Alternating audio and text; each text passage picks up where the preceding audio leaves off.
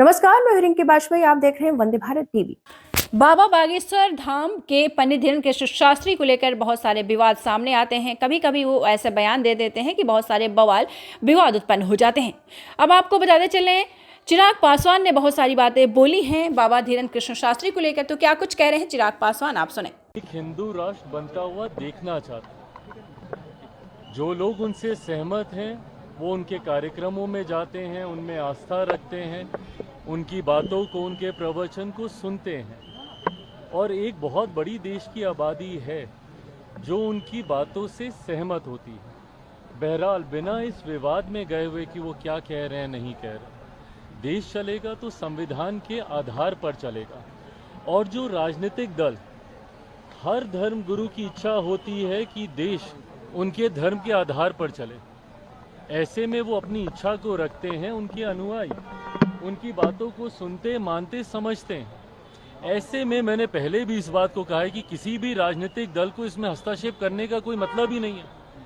जब ये बात स्पष्ट है कि देश संविधान के आधार पर चलेगा, बट कुछ राजनीतिक दल उसमें अपनी राजनीतिक रोटियां सेकने के लिए, तुष्टीकरण की राजनीति को बढ़ावा देने के लिए और किसी एक धर्म विशेष को अपने पक्ष में करने के लिए बिना मतलब के इसमें आरोप प्रत्यारोप लगाने लगते हैं। बाबा बागेश्वर ने पहली बार नहीं कहा, उन्होंने कई बार इस बात को कहा।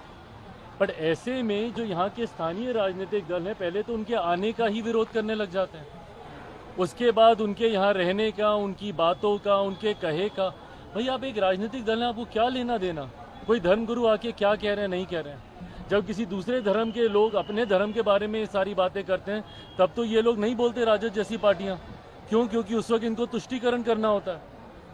हकीकत ये है कि देश में एक बड़ा राजनीतिक दल और खासतौर पे विपक्षी दलों का एक समुदाय अब ऐसा बन गया है जिनके लिए भारत में सेक्युलरिज्म का मतलब एक धर्म विशेष का तुष्टीकरण करना।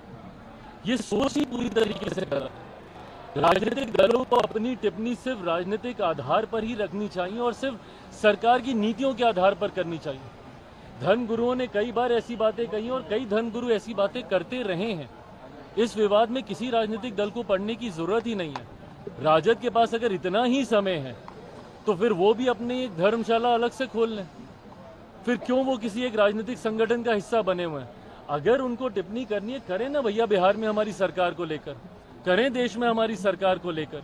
पर इस तरीके की बातें कर कर राज्य में सिर्फ धार्मिक असंतुलन बनाने का प्रयास जो राजद के द्वारा किया जा